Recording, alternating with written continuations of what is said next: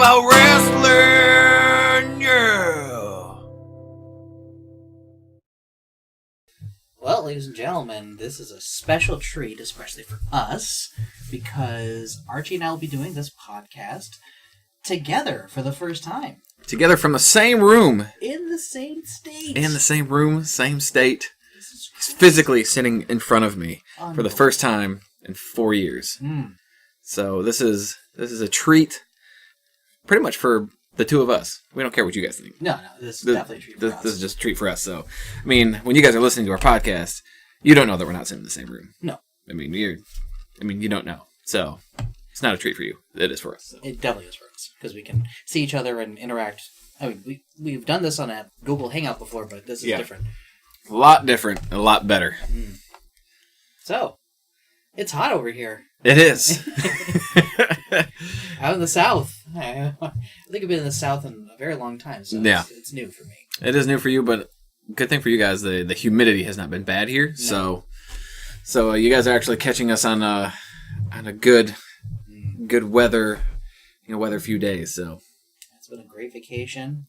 Couldn't ask for anything better. But we are here. We're gonna do this live. So start off with this. Appenroid Talks About Wrestling podcast episode is brought to you by Plexus Worldwide. Do you have something that ails you on a day-to-day basis? Do the doctors tell you that whatever you feel is normal for your age? Well, try out Plexus. Our very own Archie has been taking it for 2 weeks, and already he feels better than he ever has. For a man in his 60s, it must be great to have the insides of a 20-year-old.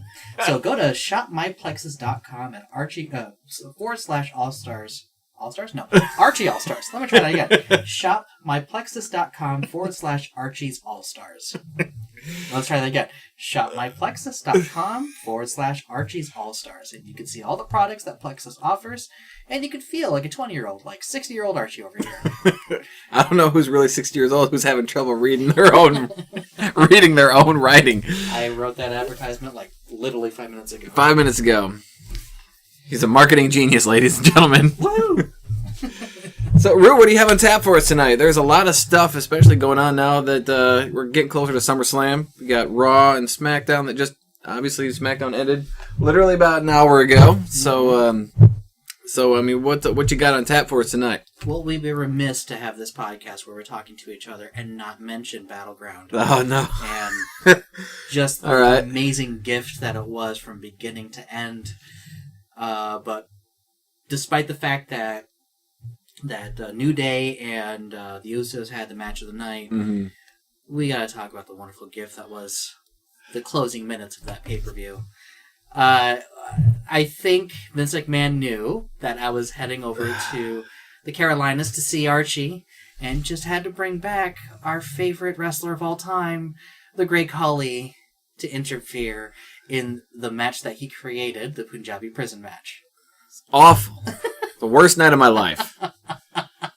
For those of you who don't know, Rue has been taunting me with Great Khali stuff for quite a few years now. It's been I can't really remember when it all started. 2007. So 10 years. 10 years. RuPaul's 2007, without a blinking an eye, knows the year that he started torturing me with Great Khali stuff because he knows how I feel about him. Which is a waste, by the way. He's a waste of no talent. Just one of Vince's 7-foot love childs that he likes to push just because they're a giant. But it's one of those things where for the past 10 years, I can't believe it's been that long, Rue has been torturing me with Great Khali stuff. And recently, in more recent years, he's been sending me memorabilia of Great Khali stuff, whether it be a trading card that actually came in a plastic, cover. So it wasn't just a trading card, it was actually almost like a plaque-like trading card where someone actually thought this was a good idea, that this was going to be a good seller.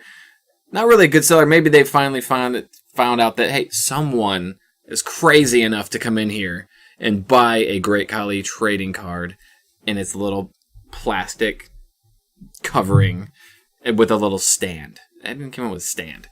So he's been doing this to me for a long time, whether it's pictures or that little card. And he shook my hand, And yes, and he reminds me constantly that he met him in an airport and shook his hand. and so I was so thrilled when Kali left the WWE. Was it 2012? Yeah, something like that. Something like 11 or 12. And we haven't seen or heard from him since until Battleground.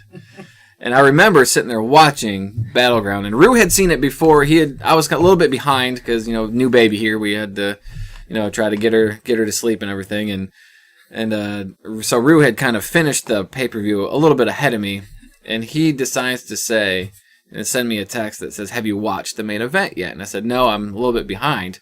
And he says, "It is fantastic." The match went really, really well, and Rue has this thing of telling me that something is awesome when he knows, in fact, it's going to infuriate me.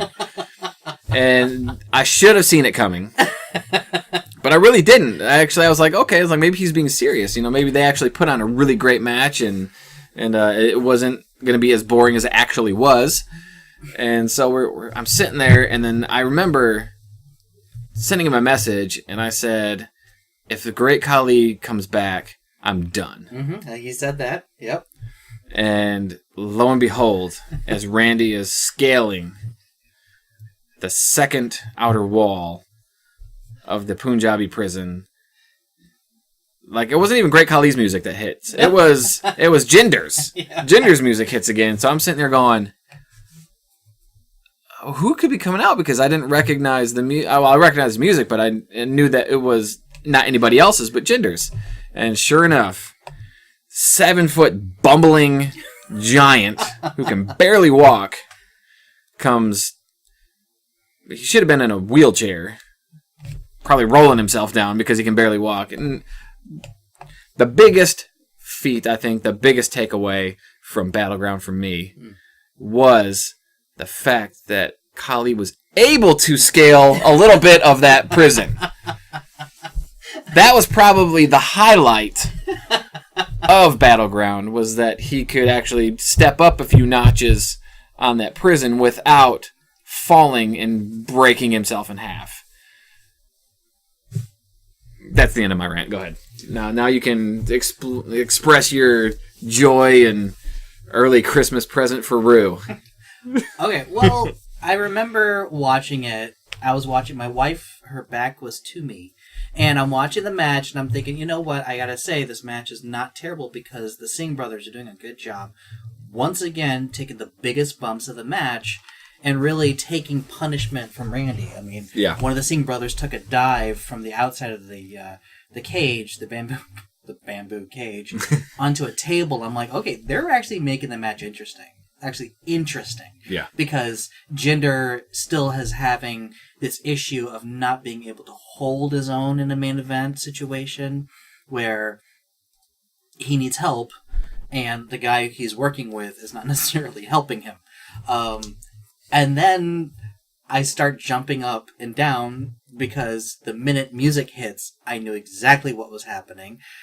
And my wife's like, that's amazing. I'm like, that guy shook my hand. And I had to check immediately with Archie. I'm like, are you watching it? And he goes, no, I haven't. And I couldn't tell him how awesome it was. I had to keep it a secret. And I wish I just didn't finish Battleground. I wish I would have left. Honestly, I wish I would have stopped watching after the New Day and Usos, because that was for me, it was the only good match on the card that night. It was an off night for everybody. Yeah, I felt like it was an off night for everybody except for those 4 wrestlers, those 4 individuals. 5 10. Well, yeah, Big E really didn't get involved. No, he really didn't get involved in that match at all. And a huge milestone for Xavier Woods. His first time. He's won championships before, tag team champion, but this is the first time he's actually pinned somebody to win a championship. Mm-hmm. So kudos to Xavier Woods and congratulations to him for actually being able to pin somebody to win a championship. And kudos on that elbow drop. Yeah, man, he can cage. He flies all the way across the ring on that thing. That's a long way to jump. It's like a coast-to-coast elbow drop there. I'm really glad they're actually giving him the opportunity to shine because he really has taken a back step to Kofi and Big E. Mm-hmm. And when they put him in this match, I'm thinking, well, this makes perfect sense because the Usos, I mean, they're best friends with the Usos backstage, so they know that they're going to work with him. And he really shined. He really did. I was really pleased with, I've been behind Xavier Woods, and usually, Xavier Woods has kind of almost become the mouthpiece of the New Day. I mean, he's pretty much become the main, the main guy that takes the mic most of the time, or usually the last person to speak on the mic. Very much the Jimmy Hart of this tag team. Yes, exactly. And usually he's got, Francesca 2.0 out there with him, and he's usually the one that's on the sidelines when Big E and Kofi are in the matches. So it was really nice to see him kind of get that rub finally, and he really got a chance to shine and got to show what he can do. And that's it for Battleground. We really don't need to cover any of the other matches, honestly. I mean, well, did you notice on SmackDown for the past couple of weeks they've basically been like redoing the pay-per-view? They had Nakamura and Baron Corbin actually have a better match on Tuesday. Yeah, they had a really good match on Tuesday last week. They redid AJ versus Kevin Owens.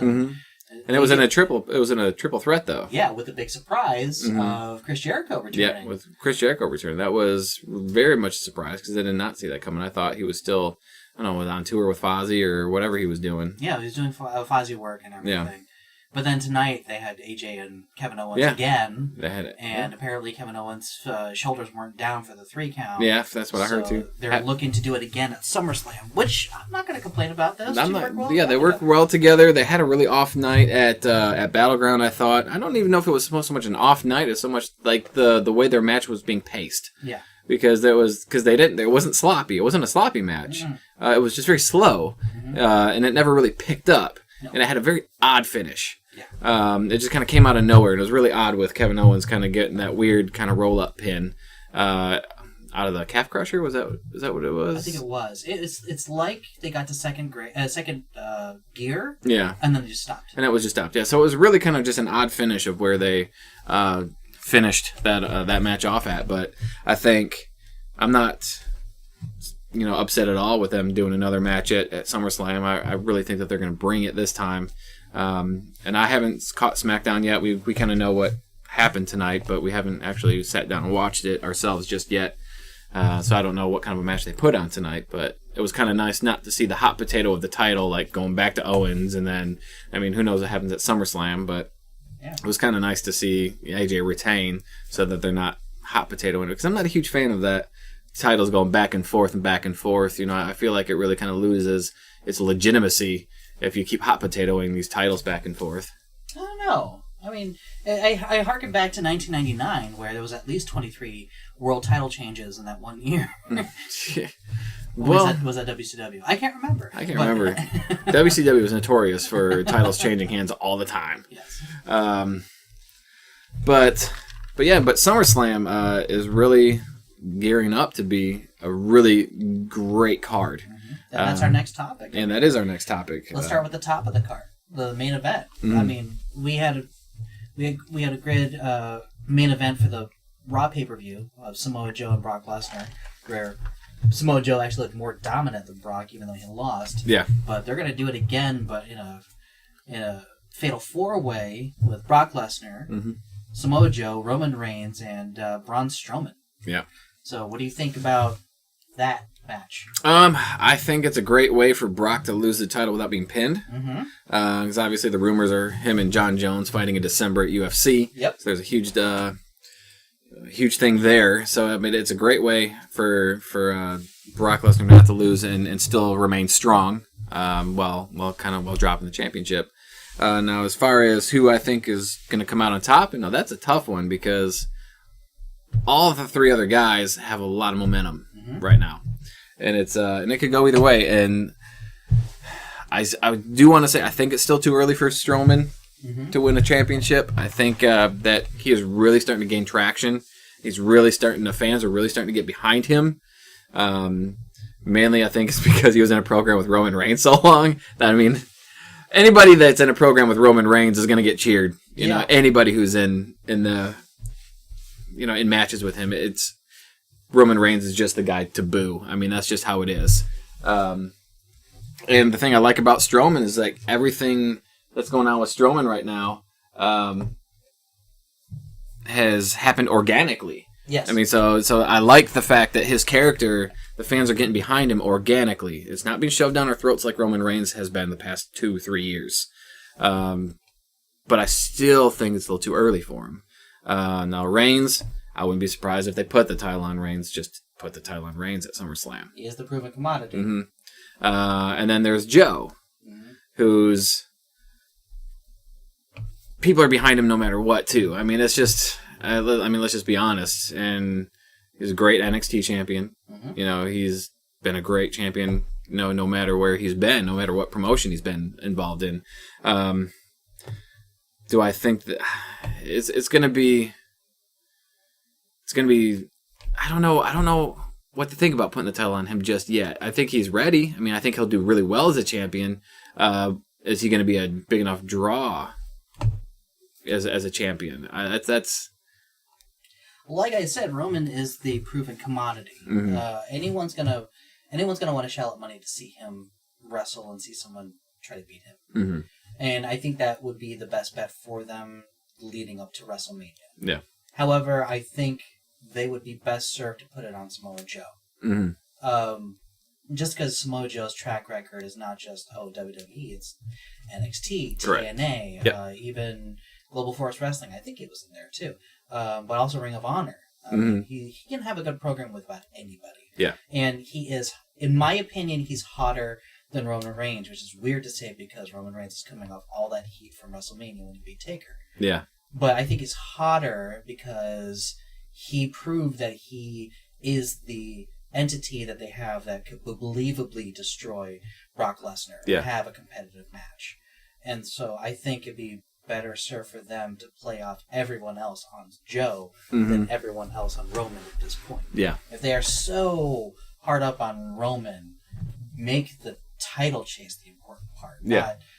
Not him being champion and defiant like John Cena, because the John Cena, comparison is going to go on forever. The problem is that John Cena showed he can conduct himself with poise in the face of defiance, as opposed to Roman still is working on how to parlay all the negativity into his favor. Right. And the thing with Roman is, like, if they do go that route, I agree with you about Samoa Joe. He is probably the best route to go with at SummerSlam to win the title and to put the title on. If they do end up going with somebody like Samoa Joe or Roman Reigns, if they do go that route, honestly, finally pull the trigger and make him a full-on heel. Yeah. If you're going to do it. Because people are going to boo the crap out of him being a champion anyway. I mean, he's already flirting with that line. Mm-hmm. Keeping on retiring, mentioning retiring Taker. No one's going to cheer that. No one is going to cheer the fact that he's retired Taker. And so he's just already flirting with that line so bad. If you're going to put the title on him, turn him all the way heel. Just do it. I think that's the best way to go about it if they're going to pull the trigger on him, as a champion at SummerSlam. Just finally just do it. I think he'll be better served as a heel champion rather than, because right now it's almost like he's got that attitude like he's another Stone Cold, like he's a tweener, but he's not really a tweener because everybody still hates him. The only people that like him are little kids and women, and so it's you're gonna have to make a decision on him. He can't be. I mean, it works with Cena.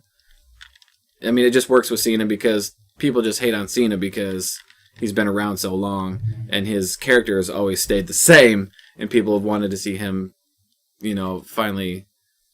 Well, he was a rapper first. Yeah. He was the soldier. Mm-hmm. And now he's all about hustle, loyalty, and respect. Yeah. But it's... And adjusting attitudes. And adjusting attitudes is right. But here's the thing, though. But with Cena, it works because people, even though I think people just boo him now because that's the thing to do, but I still think those boos are still out of respect for what he's done in the ring. Mm-hmm. And Roman hasn't been around long enough to earn that kind of... People don't boo out of respect for him. People, I think, just boo because they're just like, all right, you've shoved this guy down our throats for how many years now, and Cena, it's all happened organically to me. Like, well, Roman's not charismatic. No, like Cena is. Yeah, that's the problem. Mm-hmm. That's the problem. They want to recreate that magic with Roman, but he's not as charismatic. He's charismatic when he's cocky, but you can't be cocky when you're a face. No, and he's showing shades of being a heel when he's cocky, and I like it. Yeah, and there's no doubt about his skills in the ring. He's had good matches with almost everyone he's been in the ring with, from Finn Balor to AJ Styles to whoever you want. Mm-hmm. He's putting in good work. I think it'd be even better if he was a heel. I agree with you. Yeah. So if they get put the championship on Roman, they have to do heel turn, complete heel turn. It's going to be a problem because he does have a series that he's not finished yet with Braun Strowman, and that means you would by proxy have to put Braun Strowman in face, and that doesn't work either for him. No, it doesn't, because he's a monster. Look what they did with Kane. Look what happened to him when they kind of turned him face and put him with X-Pac, and then what? Who's the girlfriend? Or Jackie? No, was it Jackie, or there was another blonde-haired woman, I think, that they put him with for a while. Oh, jeez. I know it was some blonde-haired woman, but I can't think of it. It was Jackie Gato, wasn't it? Jackie Gato, yeah. Okay, yeah. I'm sorry. When you said Jackie, I was thinking Jacqueline. Oh, no. When you were saying that. So, but yeah, but look what happened to him. It kind of like he lost his, that monster, feel to him, because they tried to make him a little more human. And I understand trying to do that, at some point, but with Braun, you can't do that sort of thing with him. You can't turn him face. He's got to be a monster. He has to be. And that's what people love about him. People love that, To me, I will insert foot into my mouth and I will eat my words, because I was not a Braun Strowman fan at all. When he first, when they first broke off, I thought he worked really well when he was with the Wyatt family. Yeah. But then when they broke him off broke that apart, I didn't think he was going to do anything. I didn't. I thought, all right, he's just another big guy, and that's it. He has no, redeeming factor other than that to me. And he proved me wrong. He has proved me wrong, and I will eat my words. Yeah. And he has won me over, and he is, or like I said, organically won people over. And so, like I said, I'll eat my words. He's been fantastic. They've been really smart with Braun. They've actually shown for once in this day and age, in the internet age, that they can be patient with a character. Yep. And it's worked, because not only has he done a lot of squash matches with local jobbers and everything, but they've made sure to put him in the ring with people that can work with him. Yep. Roman to Sammy. There's so many other people they put him in there with that make him look good. They make him look dominant, make him look like a monster. And it's a proven fact that they can actually build someone properly. And I think they're also learning their lessons from how they've tried to build up Roman. Yeah. Oh, yeah, he got cheers when he was in the Shield. Let's see, he's ready for a singles. No. He needs time. And if they took their time, I think it would have been better. Yeah. But with Braun, they realize they need to take their time, because Braun's cheers, the reactions he's getting, are just, they are organic. Yeah. Everything. And it also helped that Roman tried to murder him at the last pay-per-view, and he still walked away from that ambulance. Yep, he still walked away. And they were being a little bit relaxed on showing like blood and stuff like that. You hardly ever see that nowadays. But you saw that with him. Matt Hardy got busted up earlier that night too, like the same night. So you had like two people getting, I'm pretty sure that Braun's was more of a makeup job, obviously, than anything, but still, they were blood. Yeah, they still showed blood, whether it was fake blood or not. And the most important part of that whole segment, we got a Jamie Noble sighting too. Yeah, we did. He's still around. Yeah, he's still around. It's crazy. Like on pay-per-view, it's weird. It is weird. But anyway. Yeah, that main event is I'm looking forward to it. I'm looking forward to SummerSlam as a whole, just because of the card looks stacked this year, and I think that every match that's on SummerSlam has a chance to really really honestly be match of the night because there's just with the card and the superstars that are involved. Yeah. So, what's another match you're looking forward to? For me, honestly, I'm really looking forward.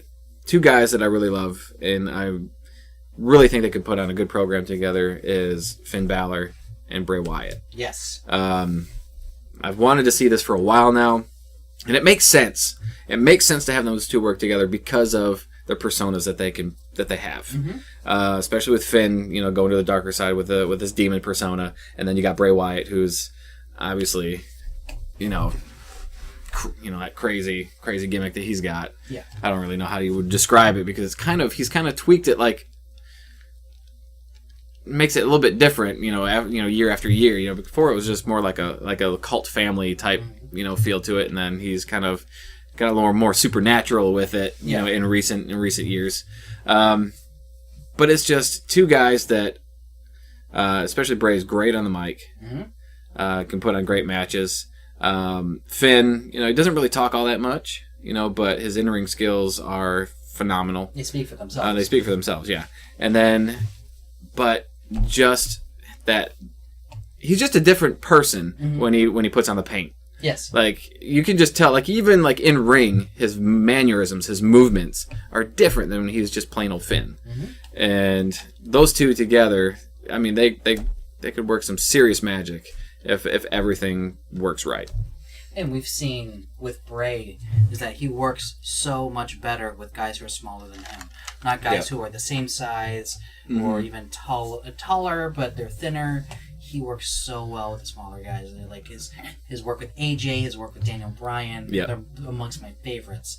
And to see him against Finn, who Finn does really well against guys who are much bigger than him. Oh man, this is made for the whole scenario to be a show stealer. Honestly. Yeah, it really could be. Yeah. And the fact that man, I don't know if you saw Raw, but the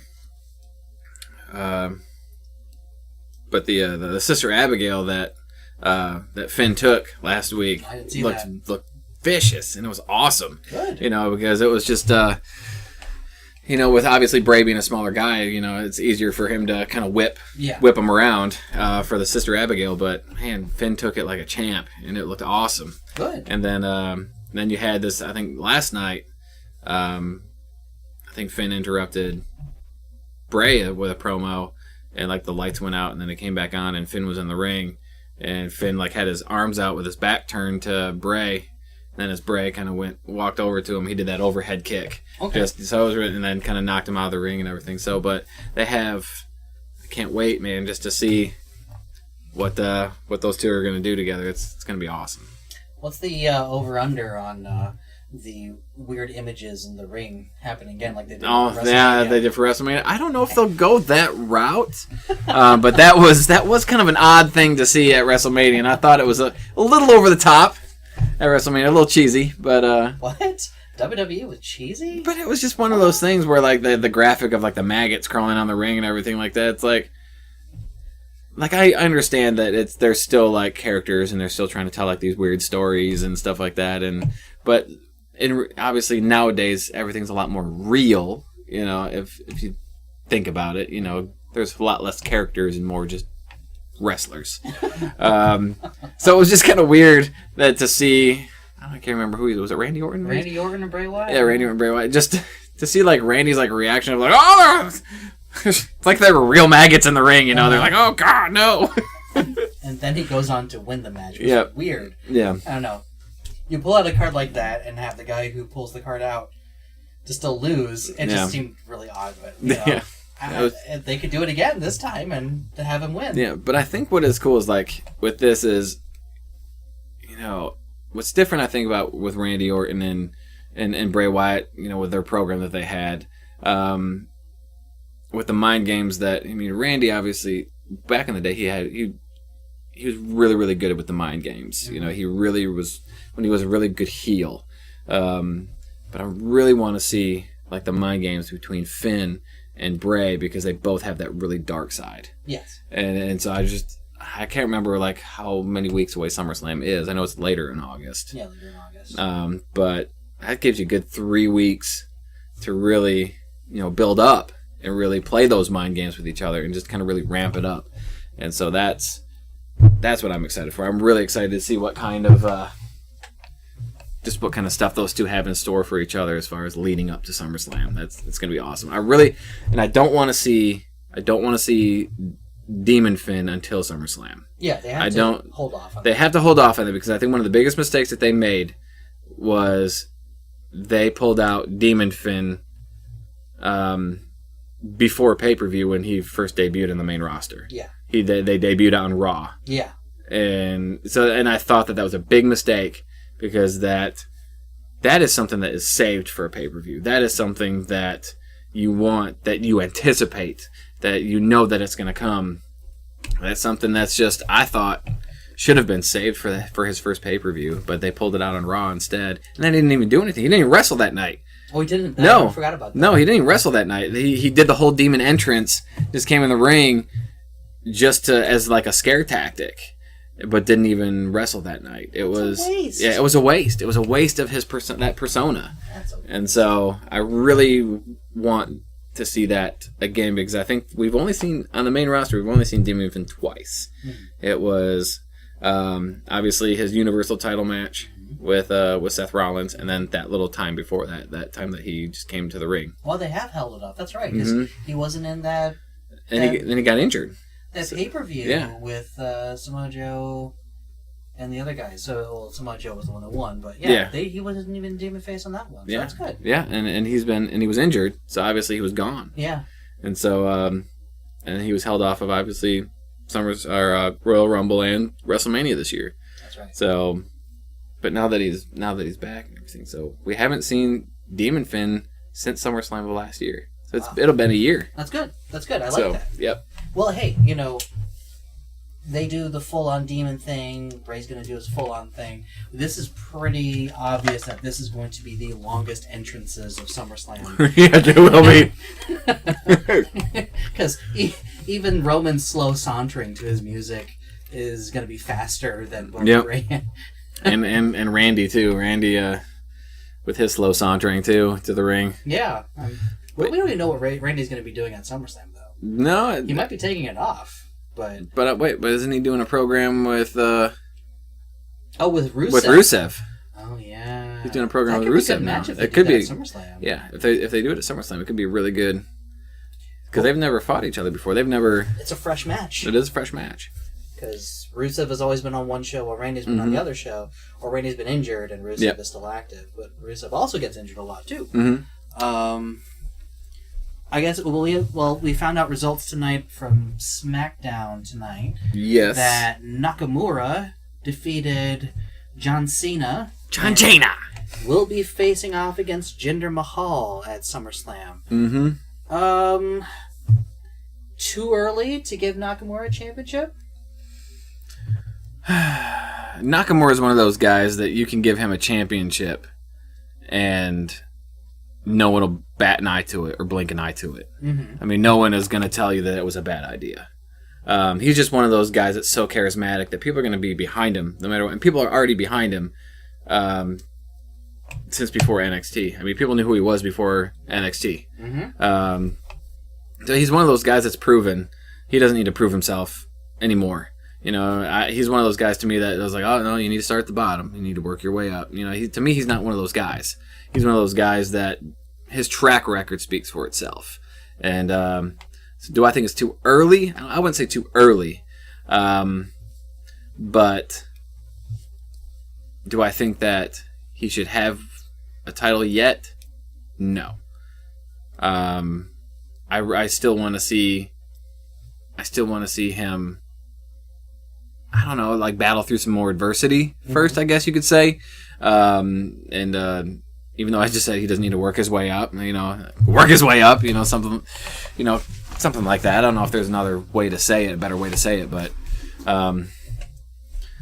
and I think Corbin's been working so hard that I think that he deserves a nod. I know that he's not in the match, but I think SummerSlam, like we kind of talked about a little bit before the podcast, SummerSlam's a great place for him to cash in. We don't think that he's one of those guys that should hang on to the briefcase for a year and draw this out. He's one of those guys, I think, that he is when opportunity presents himself, he's one of those guys that's going to take it.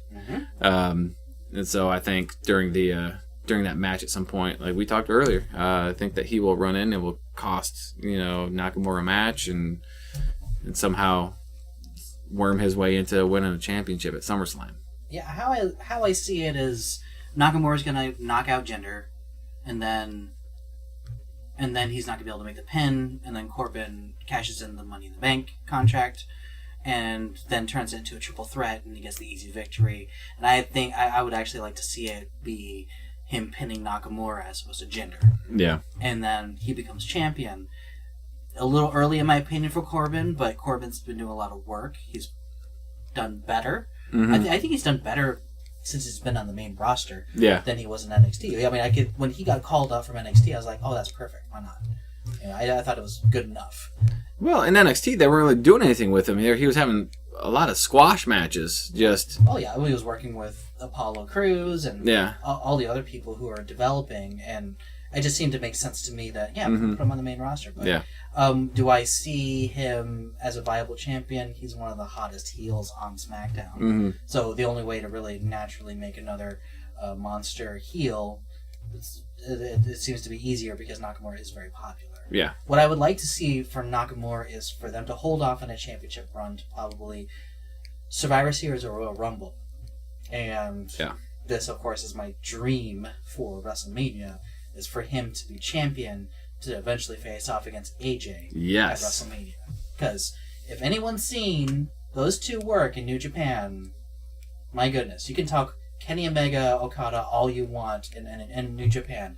That match would never have happened if it wasn't for AJ Styles and Nakamura in their matches in New Japan, because those two work so well together. Yeah. I mean, could you imagine WrestleMania main event of Nakamura versus AJ Styles for the WWE Championship? That's a dream. That'd be freaking fantastic. That's a dream. Like, it's like one of those things that like it gives me goosebumps just thinking about the match that they would have at WrestleMania, like the grandest stage of them all. Yeah. And what better stage for Nakamura to actually truly bring out strong style? Yeah. Because AJ would know how to do it, would know how to work off of Nakamura, and Nakamura would be comfortable. Yeah. And it's the same the same thing with Nakamura's his debut match with Sami Zayn. Yeah. Sami knew how to do strong style. Absolutely. And still to this day, I think it's Nakamura's best match since he's been in WWE, in my opinion. Yeah. Was his debut match against Sami. So to see him face off against AJ at WrestleMania would be amazing. Like you said, because their matches back in New Japan, phenomenal. No pun intended. Phenomenal. But I know what you mean, exactly. Wow. That's a dream, and that's a scenario I've been thinking about ever since it was hinted that Nakamura could go to SummerSlam to face the champions. Like, too early, but I can see where they can build off of that. Yeah, but like you said though, it'd be better for him, I think, to win it at like a Royal Rumble, carry it through to WrestleMania, and then have that match with AJ. Because I think, to me, that's just a money match right there. Yes. I mean, that's, to me, like just having I almost don't care what the undercard would be at WrestleMania if that was like the biggest match at WrestleMania. So they have great potential for this WrestleMania to be special. Great potential, because they take the title off of Brock in this one, so that way he has time to train for his match against John Jones. And then after that's over and recover and whatever injuries he suffers, he can be back in time for WrestleMania to fight whoever. So you have Brock for WrestleMania, you have AJ and Nakamura going at it, then potentially Samoa Joe in the championship picture at WrestleMania. Right. It's a special it's a special WrestleMania.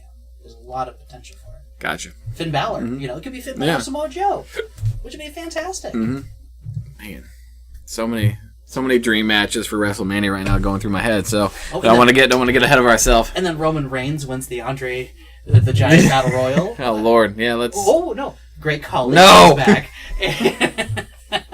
No, ridiculous. But he's a big star in India. This is America. There's more people in India than there's in America. I know. Which Jinder so politely tells us every week how many people are in India. 1 billion or whatever it was people in India.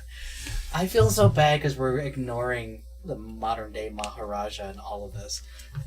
I know we're talking about Nakamura, and we're talking about Corbin, and then we kind of didn't even throw Jinder in here. And I will say this about Jinder Mahal: I think that he has been a great champion. I agree. I mean, I will give Jinder his props because when they were first going to put the title on him, I was like, okay. I mean, all right.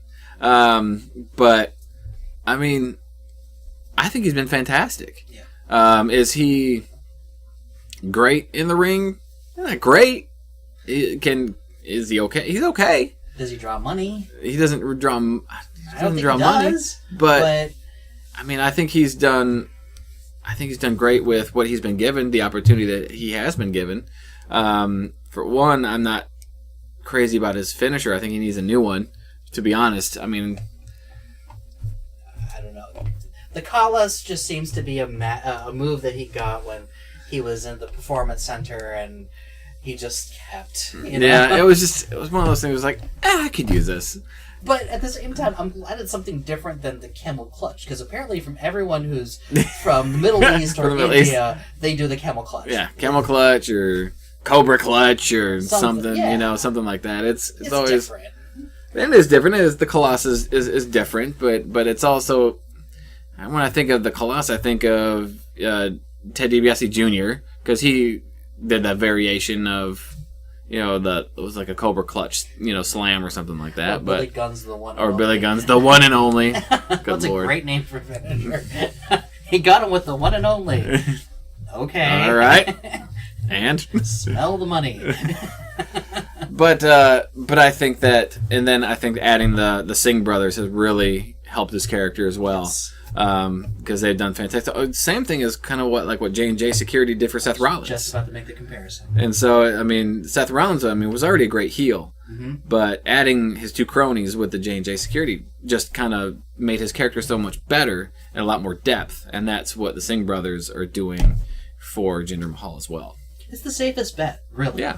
When you have a new heel or a heel that's really trying to get over, put people with them. Mm-hmm. That's what they did with Edge. They put Kurt Hawkins and Zack Ryder with him. Yeah. We also had Chavo and Vicky and everything. Mm-hmm. It's the safest bet. Put people around him. Yeah. And the same thing, right now what they're doing Miz with the Miz Taraj. Yeah. They're he doesn't need it. He doesn't need it, but it's given Bo Dallas and it's given Curtis Axel. I keep wanting to say Michael McGillicuddy. Because that's what he used to be, as an NXT prospect. But it's working. It's working. For those three to be together. But getting back to Jinder, it's like he's done a good job. Yeah, he served what they needed at the time. Mm-hmm. I think they've laid a foundation for him if he goes back into the championship picture. Oh my goodness, my Siri just went off. I'm sorry. It's alright. So when I saw that, I saw your phone kind of spinning it was kind of going, the words were scrolling like we were talking. I was like, oh man, that's Siri. Did you say anything, Siri? That means you... Okay, anyway, it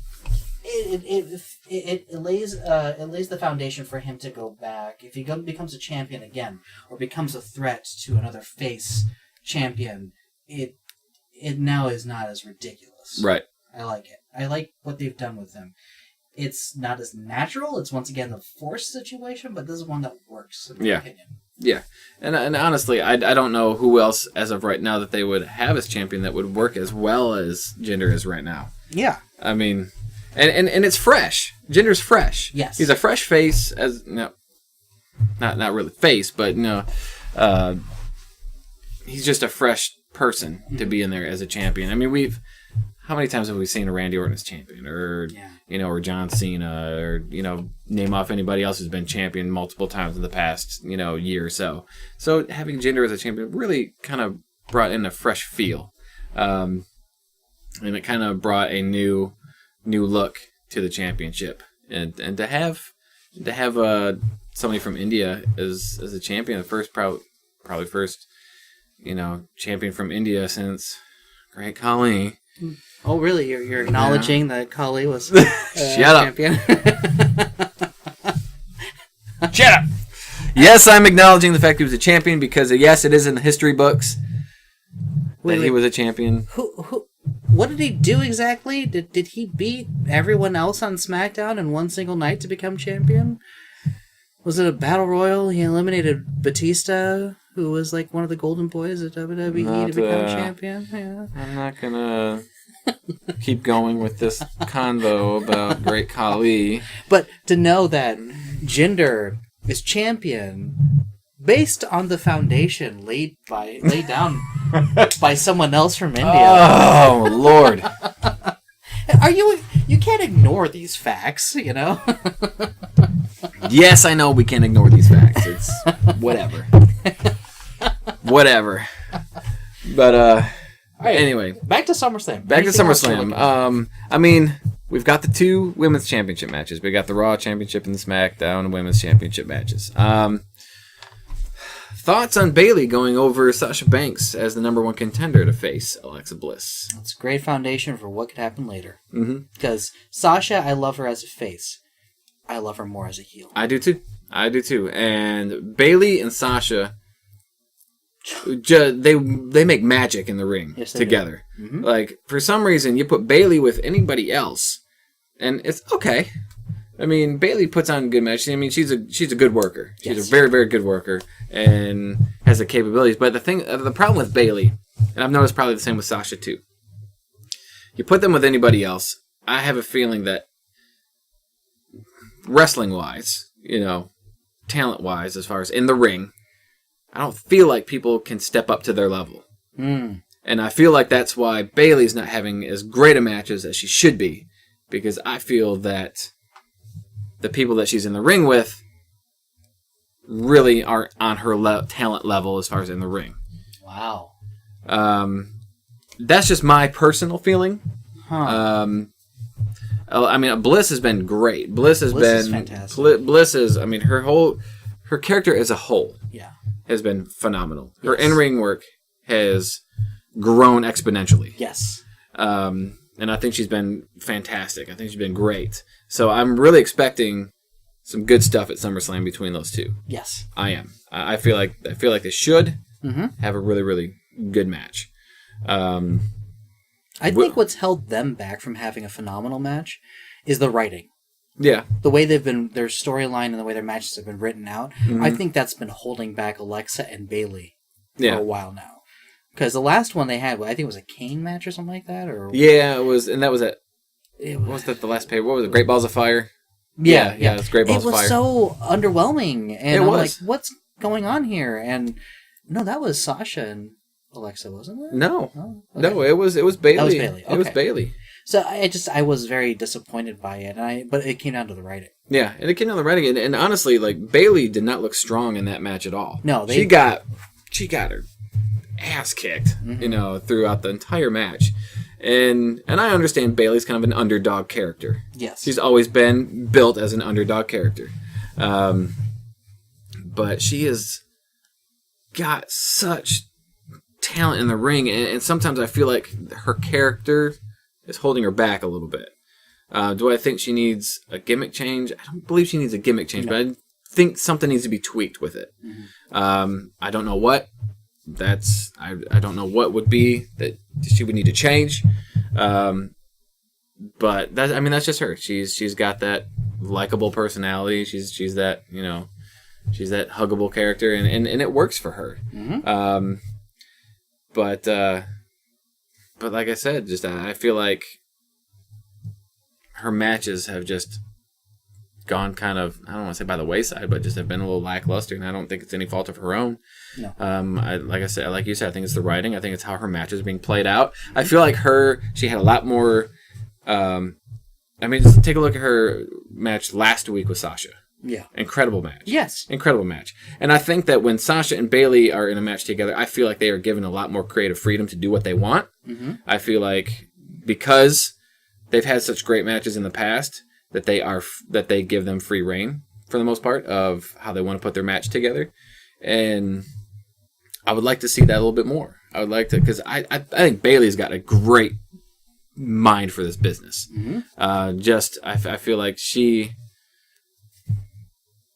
I just feel like she can put together some amazing matches, and I think psychologically she knows what works and what doesn't. And so I really hope that SummerSlam, they give those two ladies, Alexa and Bayley, a lot of freedom to put the match together kind of the way they want to put it together. What they need, and this is going to take a while for me to explain, what they need is time. Mm-hmm. Because I don't really see Bayley as this phenomenal wrestler. I look at her more as an incredible storyteller. And I think a habit that Triple H really, especially for the 4 horsewomen, is that he embedded into them is tell the story, because you're going to have the time. We're going to give you the time to tell the story.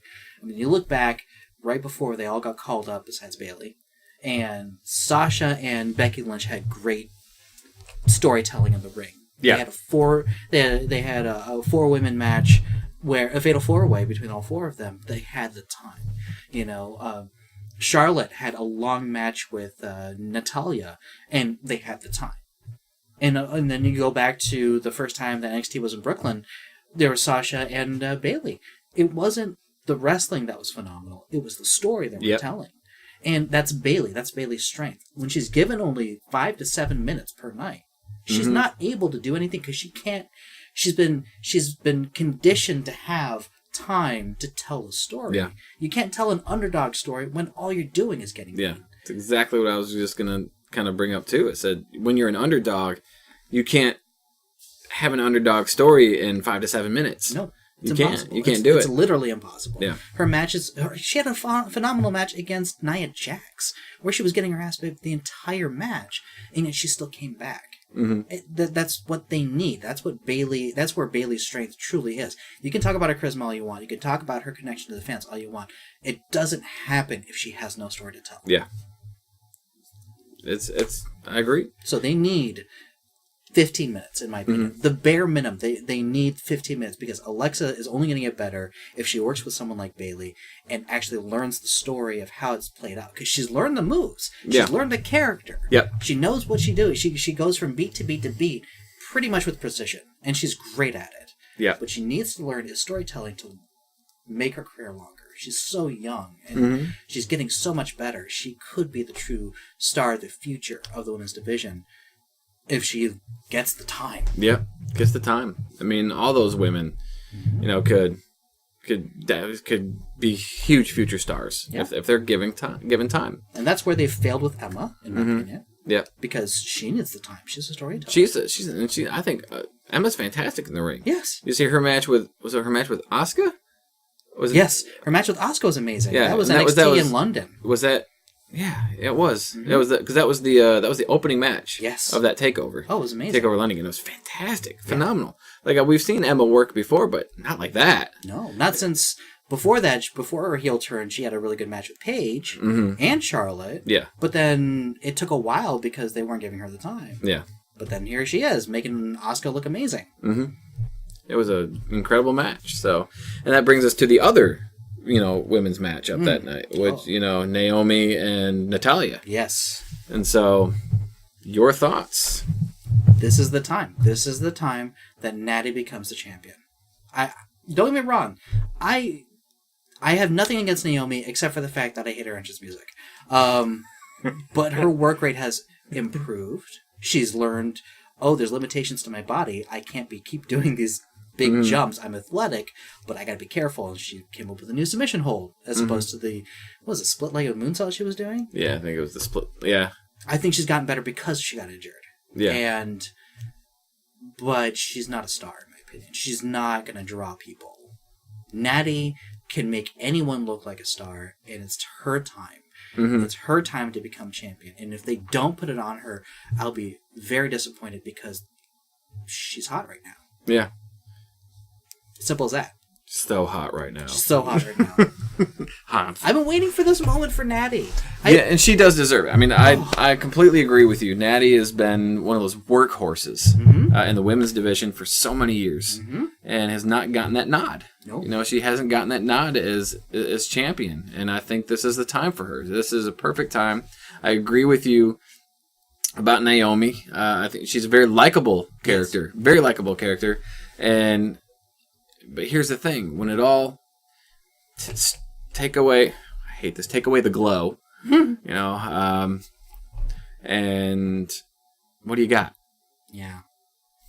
Honestly, take away the entrance music, take away, all the fancy, dancing and the light stuff and all that. But what do you have? She's decent in the ring. Mm-hmm. Decent. I think her mic skills have gotten a little better. A little. Yeah. But honestly, I think she's a likable character because of her entrance. And she, like I said, she appeals to probably, young kids and girls and everything like that. But, and one of these things that I'm kind of getting tired about of the WWE universe, and I hate calling them that still, is they chant "You deserve it" to everybody who wins a championship. Yeah. Like, it's just become a fad. It's become a thing where whatever face becomes champion. Even, I think I've noticed it with some heels, too, where fans will chant, "You deserve it." And it's, I mean, did Naomi deserve to win the championship? I don't know if she deserved to win it. I mean, did she earn it? Probably. But... Well, by the time they gave it to her, her work rate had gotten better. Mm-hmm. Fans got to know her more. Yeah. She had split off from whatever group that she was a part of, and she changed her entrance around a little bit. I don't know if she deserved it, but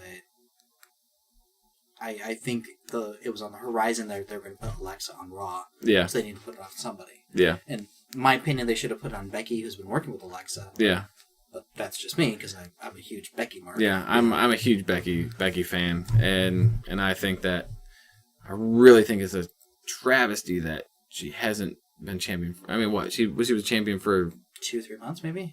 Was it even that long? Yeah. Wow. It just seemed like a blink of an eye. She was a champion, and then Alexa got it. Then Alexa got it, and it had been champion for quite a while after that. But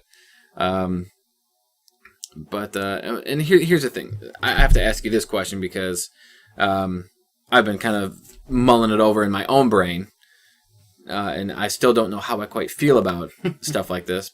What do you feel about like the wrestlers changing the championships up to bring their own style to it? Like Naomi's championship like glows and it lights up and all that kind of stuff.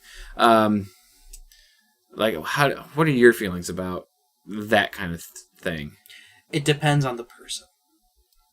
When Stone Cold changed it to the skull belt, for me, it seemed to be the right time because he was still rebelling against the company. Mm-hmm. He's the champion, but he's representing himself because he doesn't want to represent WWE because that means he's also representing Vince McMahon. It worked in a way for John Cena just because he was a rebellion character, but I hated that they kept that style around. Yeah. After he was done with it. It depends. Naomi doing it, in my opinion, unless she's going to be a repeat champion or they look at her as a future star or she's selling on merchandise, sure, but to me, she's not a long-term champion. To me, she's a transition champion to someone else who's going to be better. I don't care for that. I really, really don't. Like, if Jinder did it, I think it would have been better because he was a heel. Yeah. It worked for Edge that he had the spinning R because he's rated R superstar and everything. That's fine. I think Jinder should have put some Indian culture style to the championship to make it his own. Gotcha. But it shouldn't be for everybody. No. I mean, I agree with you. And the thing that I kind of struggle with a little bit about maybe if I'm okay with certain things or not is because I feel like championships should be so prestigious. Yes. That they should already be... To me, if you tamper with a championship, to me, it's... You're tampering with something that's already great. That it's already prestigious. And you're tampering with it and changing it. To me, if it makes it seem like the champion doesn't think that championship is good enough the way that it is. Mm-hmm. And so that's my personal take on it. I understand that wrestlers want to put their own flair on it. I'm not a fan of the glowing championship belt. With that Naomi's done. To me, I know that they're given the okay to do stuff like that, and some of it may be even creative's idea, for them to do certain things. You never know. But to me, I find stuff like that to be disrespectful to a championship. Can be. just because I feel like championships are so prestigious already. Yes. And to change it would to be kind of disrespecting it, in my opinion. Yes. But, well, okay. Maybe I'm just so old school, I mean, I don't know. I see what you're saying, because in my opinion, at the very most, depending on who's champion, like, man, I can't think of anyone right now that if they won the championship and they changed it, other than trying to get more heat, that it would make sense to me. Because you know how they have that centerpiece and then they have the plates. Yeah. That should be at most. The plates, yeah. Those personal space, those are fine. I like the plates, yeah. Leave I think the centerpiece alone. Yes, exactly. I think having those plates, that kind of, gives the championship a little signature championship look for the championship at that time is great. I think that's fantastic. Yeah, the centerpiece I think should be off limits. Yeah. I think the centerpiece should be left alone. Yeah. But yeah, sorry, that was a little off-topic rant, but I've been kind of thinking about that for a little bit, and oh no, it's a good thing to focus on, because I mean, no other, in terms of championship belt, no other sport actually personalizes the belt. Yeah, I not that I've noticed at all. No, I haven't noticed any like UFC. I haven't noticed anybody or boxing. I don't see any personalization in any of those, and I think about UFC. I mean, all the UFC belts in every weight class, they're the same. Yeah, they're the same. They're the same. They're all the same. Nothing. There's no difference between the light heavyweight championship to the heavyweight championship to the welterweight to the featherweight. To the featherweight. They're all the same belt, and so there's no distinguishing looks to them at all. But yeah, I mean that's just kind of and I think, like I said, I'm old. I'm 37. I'm getting older, so it's. That's what he says, 37. Shut your mouth. But no, it's I think I'm just old school that way. I like, and I do miss some of the old school belts. I do miss, like, I miss that eagle belt, that championship belt. I miss that one. Well, that's what we grew up with. Yeah, and that's what we grew up with, so I mean that's obviously we're going to miss that stuff. I mean, I'm really glad that the Intercontinental Championship, has that white strap again. I've always loved that. Me too. I was never a big fan of the yellow the strap to the Intercontinental Championship. I was never a big fan of that one, but I love the white strap, and I think Miz is the one that brought back that white strap, wasn't he? And I really, really love the fact that he did that. He brought that. It's getting harder to hate the Miz. It is. Honesty. Because he's doing... I mean, he plays a heel so well. Yeah. He does such a great job. And you just look at the Miz and you're like, this is just a big douchebag. Mm-hmm. You just look at him and you're just like, God, I just want to punch him in the face. Because he just has that look. And he does so well with it. And then it's hard to hate him because then you kind of see him outside of it. I mean, watching him and Maurice together and Ride Along. Yeah. They're just so freaking cute together. Yeah, they're so cute. It's ridiculous. That it's ridiculous. And then just you see stuff like that, and I'm like, dang, Miz, we're supposed to hate you. And then I see this, side of you, with your wife and how you guys interact together. And it's awesome. Yeah, and then the episodes of Total Divas where they're on. I mean, you saw that episode. No, right? I did not watch that. Don't watch Total Divas. I am out of drink too. But it's but you're right though. I mean, and he's got ever since he had that Talking Smack episode where I felt like, I don't know if he went off script or what, but he just kind of had a promo that was just straight from the heart. Mm-hmm. Ever since then, man, he has just skyrocketed. Yes. And he's been fantastic ever since. Mm-hmm. And he is, to me, probably one of the best workers, on the Raw brand right now, even when he was on SmackDown brand. Yeah. He's awesome. Yeah, he's awesome. He's awesome. He's not the flashiest, No. He's not the most charismatic with his ring work, but it's his character and the things that he does, and just everything is working for him. Yeah. And I think he really took to heart, especially, I want to say 2015, maybe it's 2015, where he didn't really work that much. He was doing a lot of Miz TV. Yeah. And I think he really took to the fact that I'm getting on TV, but I'm not working, really. And the minute he got a chance to have Maurice work with him. Come back on the road with him. She re-signed. It's like gangbusters from that point. Yeah. He's not letting go of this opportunity. No, he's not. He's done such a great job. Yeah. And as soon as Maurice, that he added Maurice to his character, was unbelievable. Like, it was just, like you said, gangbusters from the get-go. Yeah. It just made his character that much better. Like, those two together, they just know how to elevate each other. I've been saying that for years. Yeah. They need to be on TV together because they're married. Yeah. Like when they were just dating and everything, and you could hear that rumblings, oh yeah, they're just dating. I was like, whatever, kind of a thing. But when I found out they got married, I'm like, they need to be on TV together. Because those two were really well with each other. And I've been tweeting him constantly. I said, you made a good choice having Maurice come back.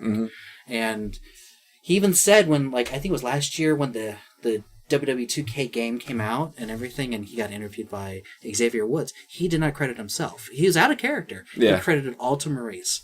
I'm like, you two are just perfect for each other. And it's just it's incredible, just the work that it's so natural for those two. I mean, it should be. They're married, but you never know. Sometimes married couples don't work well together, in a work setting. Right. But those two, I've seen some of those those WWE 24s episodes and stuff, and there's one that for WrestleMania of last year. Yeah.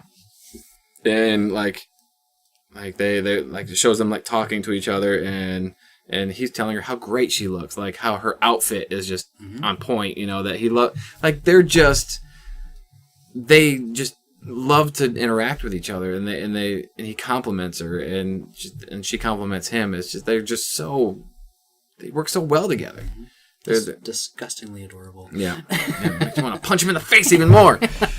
But yeah, and I don't know if he has any plans for SummerSlam. Is he still going to program with Dean Ambrose? I think they dropped it. Did they drop that? No. They're probably going to have some kind of match, tag team match or a group match against Seth Rollins and Dean Ambrose. Gotcha. So that's probably what's going to happen. Even though they've done that match, they're probably going to have some kind of gimmick. Yeah. So I'm going to say, because I think on Raw, I think the Miz and his Miztourage beat down Ambrose and Seth Rollins again. So I wouldn't be surprised to see them have some sort of match on at SummerSlam, which I'm okay with, because it's just another big pay-per-view where Miz is acting as the supporting character for a bigger storyline. Because the bigger storyline is Ambrose and Rollins. Are they going to be a team again? Do they trust each other? Yeah. And the last big pay-per-view, it was, we're going to play the side characters to the Cena and Nikki show, kind of a thing. And boy, Miz and Maurice loved making fun of them. That was awesome. That was funny. That was awesome. I love seeing those two out there just making fun of them. It was great. So funny. It sounds like we're huge Miz fans. I gotta be honest, we've become huge fans. Yeah. I didn't care for him. I really did not care for him at all. I felt that whatever he was trying to do wasn't working as a face or a heel, but he's turned us around the past year and a half. Yeah, he's really... he really has just kind of shut a lot of people up, I think. Me included, you included. Yep. Really has turned us around as fans. If he went for the WWE Championship, Universal Championship, excuse me, I'm so sorry. If he went for the Universal Championship at this point, I don't think any of us would be surprised. No, because, he deserves, I feel like he would deserve it again. Yeah. I feel he deserves that opportunity again, and I think, his character and his ring work, when was he champion? Was it 2010 to 2011? Obviously, it's been 7 years, 6-7 years. So you would hope that his character and his in-ring work would improve. Yeah. But, it really has improved greatly. His character is one of the best things on Raw right now. And when he was on SmackDown, same thing. He always says he's must-see TV. And it's true. I want to see his segments when he's on. Like I said, he's not going to put on 5-star matches. No. It's just, he's solid in the ring. Solid in the ring. He puts on good matches. He's not going to put on any 5-star matches. And if he does, I will eat crow. I will insert foot in my mouth because I really hope to see a 5-star match out of him. I think he could. I mean, he could, depending on who he's working with. Exactly.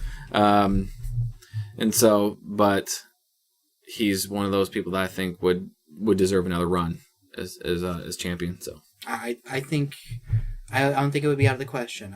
Like if he's just in the chase, that's fine. If they never give it to him again, if they give it to him again, they need to put him in with people who will work well with him as champion. Yeah. I mean, last time around he played second fiddle to Randy Orton and John Cena, and I think that worked against him more than his limitations. Yeah. And I feel kind of bad for him because even his match with John Cena at WrestleMania, he was second fiddle to The Rock and that's Cena. True. Yeah. Like he was the champion. He was the champion. And he was a champion at the time, and he was kind of like a side story. They Jericho'd him at that WrestleMania. Yeah, they really did. I mean, it was all about The Rock and John Cena, and you know, and The Miz was just there. Yeah. You know, the belt. You know, he was and, the one to carry it there. Yeah, and unfortunately for him, you know, he suffered a concussion that match, but. Still, you kind of feel bad for him because he's the champion and he wasn't being treated as a champion, you know, at that WrestleMania. It was just kind of like, he's just here. Even though he retained, you know, but thanks to The Rock. Yeah, once again, it wasn't because of him. The way I look at Miz, I'm sorry, we're spending a lot of time on the Miz, but if you can't tell, we like him. The way I look at the Miz. It's kind of like Ted DiBiase back in the day. Yeah. His work is solid. His mic work is solid. He's making anyone that works with him look good, as well as the fact he stands out. Mm-hmm. And that's just the kind of comparison I put. You know, I mean, I think Ted DiBiase is better in the ring, but he also had limitations too. Yep. Yeah, because Ted DiBiase, I mean, he was great, and I think he was pretty good in the ring. He's one of the greatest that ever became champion. But if you take a look at like his moveset, I'm sitting there going, okay, I can remember a couple things that he used to do all the time. You know, falling fist drop.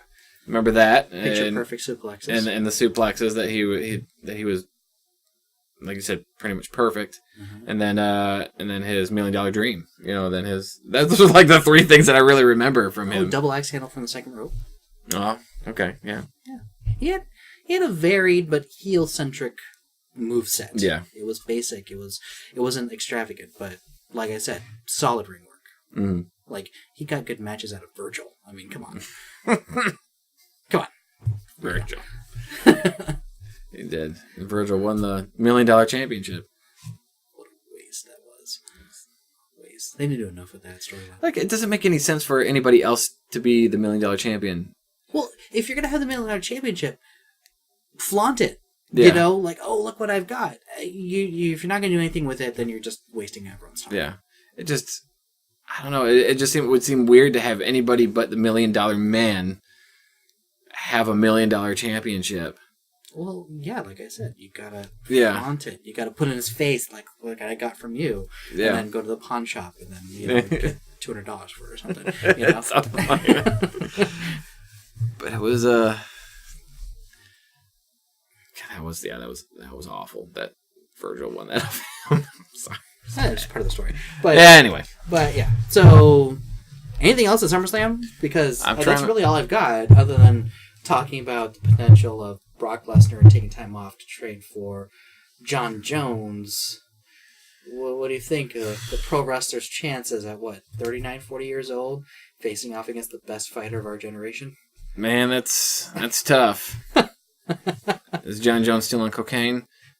He's clean. Is he clean? He's clean. Okay. He's done a good job for himself. I mean, he's represented himself very well the past couple of years. All right. He's gone through a lot of problems. Yeah.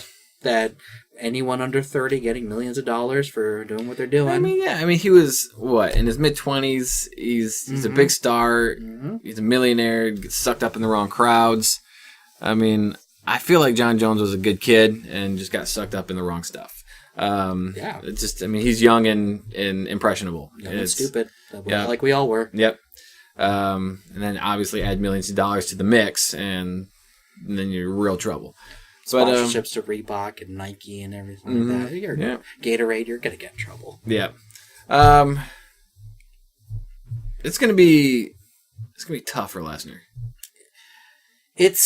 The only equivalent I could put at it. It's another McGregor Mayweather money grab. Yeah, and it's one of those things where here's the thing: if Jones gets rocked early, it's the only thing that I have with Lesnar being able to pull something out.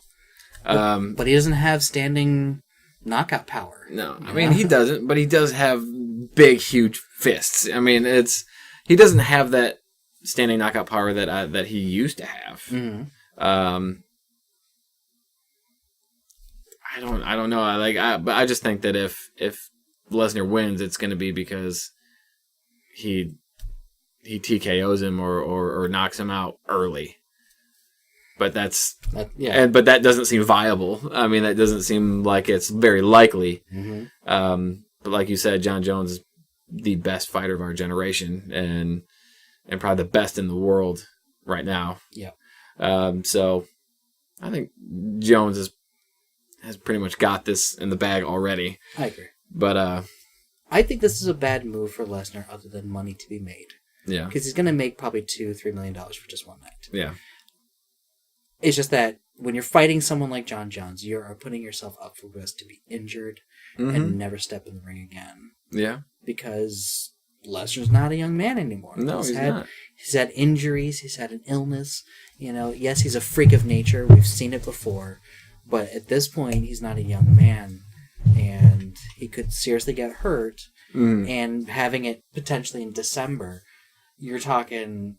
he gives him 3 months to recover, potentially from a concussion. Yeah. That doesn't look good for them. No. I mean, it doesn't. It's, and especially if he's just taking time off and leaving WWE just to have this match with John Jones, just so he can come back to WWE after the fact. Like you said, if he gets concussion, if he gets hurt, there goes any chances of him, having... a high-profile match at WrestleMania or any match at all. Yeah. Let alone, obviously, I think having him fight in December against John Jones, obviously, I don't think he'd be available for the Royal Rumble anyway. No, probably not. Unless he comes out of it unscathed. Unless he comes out of it unscathed and somehow pulls a victory out of his ass early, like I said. Or just loses by submission or something and doesn't, break an arm or a leg or just gets choked out or whatever. But then you're looking, like I said, you're looking at WrestleMania, probably the earliest that he'd come back. But if you're risking injury, especially at his age, like you said, he's a freak in nature. He's proved that time and time again. But he's not the same freak in nature that he used to be. No. So, I mean, look at his matches in WWE this past year or so. Suplexes, F5, couple, charging shoulders. Yeah, a couple charging shoulders. He hasn't taken a whole lot of bumps. No. But the thing is like, I will give this to Lesnar. He is a great bump taker. Yeah, he is, actually. Like, he can actually sell moves, and he makes them look very, very good. But he won't just give them to anyone. No. He'll give it to the right people. Like Goldberg and Samoa Joe were the right people to do that for him. Yep. Yeah, he does take a good... He takes good bumps. Yeah. I mean, he knows how to sell moves, and I will give that to him. And he's an attraction. He really is. But it's funny, like, you just don't see a whole lot of big guys be able to sell moves like him. And he can make them look devastating when he takes them. And it's just like, you don't find that a whole lot with big guys. It's very hard for big guys to sell a move and make it look like it was a devastating move. But Lesnar's just, for some reason, just has that ability. He's very good at it. It's just, for me, as a Lesnar fan, is that he is an entity to be protected as much as possible. Having him take time off to go to the UFC and have a fight, an actual fight, with the best fighter that they have available. He has so many people he still needs to work with in WWE. Yeah. I mean, Strowman, Balor, Nakamura, AJ. So many people he needs to work with Finn, not Finn, Samoa Joe again. Yeah. Even Bray Wyatt. he's got a lot of people that still he could benefit with having time with. Mm-hmm. And you're potentially losing all that. Yeah. And that's foolhardy, but once again, pretty sure it's in his contract. He can do that anytime he wants to. Yeah. And honestly, at SummerSlam, I'm not expecting him to I'm expecting the other 3 guys to do most of the work. Mm-hmm. I'm not seeing Lesnar being too involved. That's just my opinion. I think a lot the brunt of the work is going to be on Strowman, on Reigns, and Joe. Yeah. But the thing is that he's got there's more juice to get out of this, in my opinion. And he's not done with Samoa Joe. By any means. If they do it again at WrestleMania, I'll be very happy. Yeah. But he's still got to work with Strowman. Mm-hmm. You know? I mean, they missed out on the opportunity because Strowman got injured. Yeah. That wasn't really of his fault either. Yeah. It just happened. But really, I mean, especially the past year, it's really opened my eyes that Lesnar, there's more for him to do. He's not done. And I hope he doesn't leave. I agree. His contract is up around WrestleMania time, too. Mm-hmm. So I'm just like, please don't go back to the UFC. Yeah. There's so much more money at less work rate for you. So much more. I think it's just being in the WWE is more lucrative for him. Mm-hmm. Reduced schedule. I think there's a lot more training involved for the UFC. Mm-hmm. A lot more. A lot more he has to worry about, I think, with the UFC. Like I said, light schedule. You know, kind of gets to pick the dates that he wants to work and which ones he doesn't. Mm-hmm. And every time he comes in, he knows it's an attraction. People are coming to see him. Yep. You know, that's no doubt whatsoever. Yeah. It's a big deal that Brock is involved. Yep. So, but yeah, I mean, it's pretty much inevitable that he's fighting John Jones in December, I think. But that's the fact that they were teasing it before John Jones was fighting Daniel Cormier this past Saturday. It was just like, and then John calls him out after he wins, again. So, and then of course, Lesnar responding with "Be careful what you wish for, son." Mm-hmm. It's like, okay, well, this is a thing now. So, well, UFC needs their money. Yeah, I mean they do, but it's because Lesnar is, like I said, an attraction, and there's big money to have Lesnar there.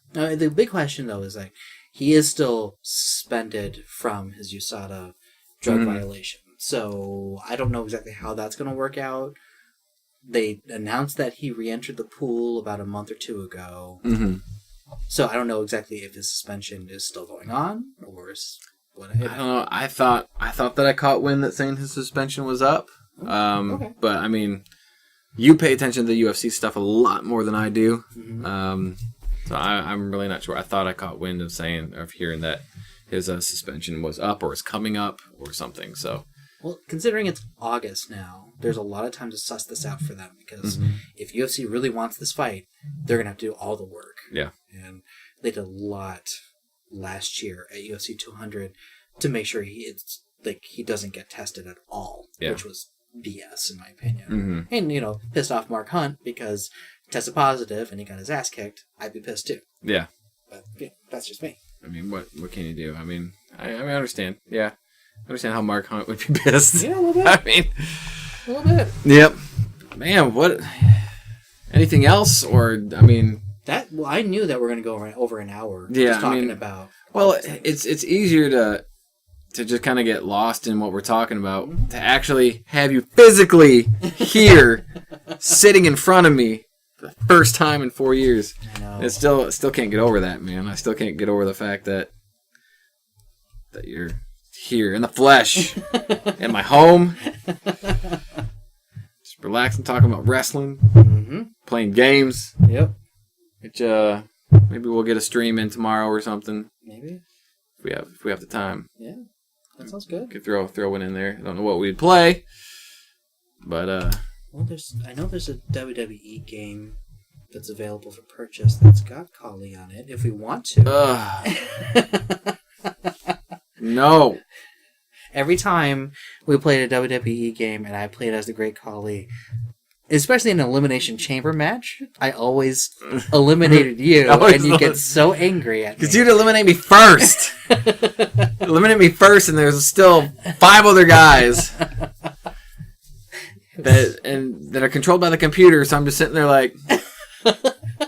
I'll wait for this match to end, and Rue is over there taking his sweet-ass time beating everybody else with Great Khali, a.k.a. Jelly Legs. Goodness. It's good times. Good times. For you. Yeah. Oh, when we were so young. Yep. And now that he's back, you know they're going to start selling his merch and putting him in video games again. It's going to be great. Just great. Like, it's funny, just like you... yeah, whatever. Anyway. But it's just been so great having Rue here for the past couple of days. Just, like, the nostalgia of just doing the stuff that we used to do all the time. Like, just sitting here playing, like, taking turns playing Call of Duty World at War. A game that we used to play all the time back in, like, 2007 and 8. Oh, well, 2009. 2009 or 10. Yeah, we would just sit there and play that constantly, and so we started playing that yesterday and today a little bit, and just brings back so many memories of just kind of sucking it up as we always do. Yeah, it's the reason why for a while we had some videos. Appenroid sucks at whatever we were playing. Yeah, which we got to do again. Yeah, we got to do that series again. Yeah, so that was fun. We'll get back to it. Yeah, we'll get back to it eventually. But yeah, this has been fantastic. Yeah. I wish you didn't have to leave on Thursday. Yeah, it's a short one. We'll do it again. We'll do it again. We'll come out and visit you next time, and we'll awesome.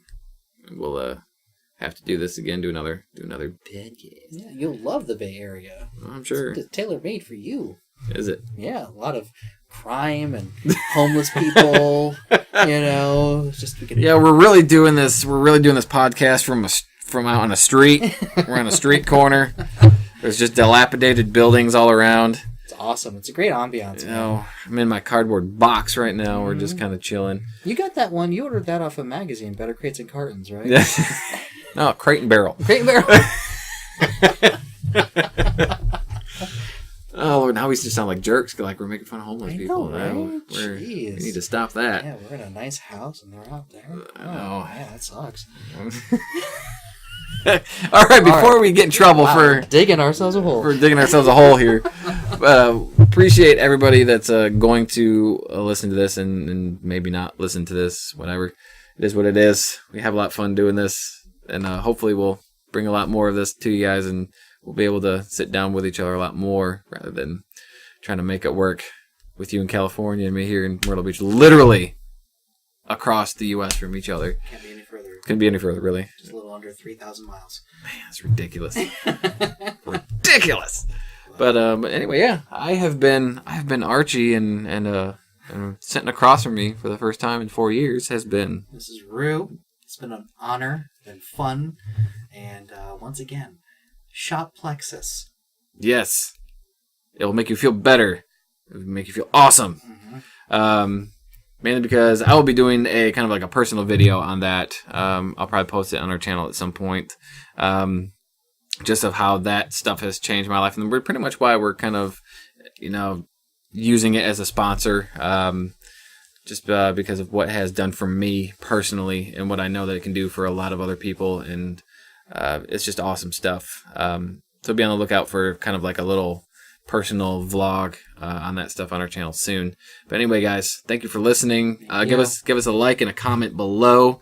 If there's any topics you want us to cover, that you would like to hear us bicker back and forth about, feel free, put it in the comments below, and we'll add it to the list. Or you can tweet us at Appenroid. Yep, or you can tweet us at Appenroid, and check out our Twitch channel as well, twitch.tv/Appenroid as well. We're gonna try to do a lot more streaming. We're on Beam too. Yeah, and we're on Beam too. I can't remember what the I think it's like pro something. I can't remember. pro.beam.com. I can't remember. It's called Mixer now, isn't it? It's been one of those things where we've tried out Beam for and it's something new that we're trying out. So hopefully, and usually when I stream on like both of those platforms simultaneously. So But follow us on our Twitch channel, and then we'll throw out the other bean. Yeah, I think they changed it to Mixer now, but it's... I don't know. Anyway, but we'll try to get into doing some more streams. Tomorrow, hopefully, we'll throw out a stream on Twitch and so people can see Rue and I together playing games for the first time ever. But anyway, have a great night, guys. We'll see you later. See ya.